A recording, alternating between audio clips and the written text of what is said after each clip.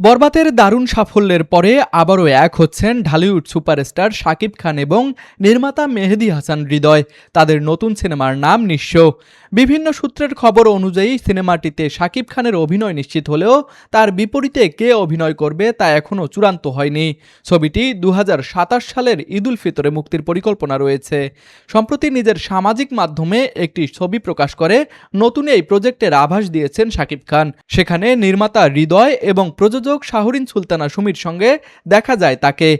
ক্যাপশনে তিনি লিখেছেন, বরবাদ টিম আবার ফিরছে, আবারও ইতিহাস তৈরি করা যাক। জানা গিয়েছে বরবাদের মতো নিঃস্ব সিনেমাটিও প্রযোজনা করবে রিয়াল এনার্জি প্রোডাকশন। খুব শিগগিরই ছবিটির আনুষ্ঠানিক ঘোষণা এবং শুটিং শুরুর কথা রয়েছে। উল্লেখ্য, গত বছরের ঈদে মুক্তি পাওয়া বরবাদ সিনেমাটি দর্শকদের ব্যাপক সাড়া পেয়েছে এবং নির্মাতাদের দাবি অনুযায়ী বক্স অফিসে 75 কোটি টাকারও বেশি ব্যবসা করেছে এই সিনেমাটি। বিনোদন ডেস্ক, RCTV।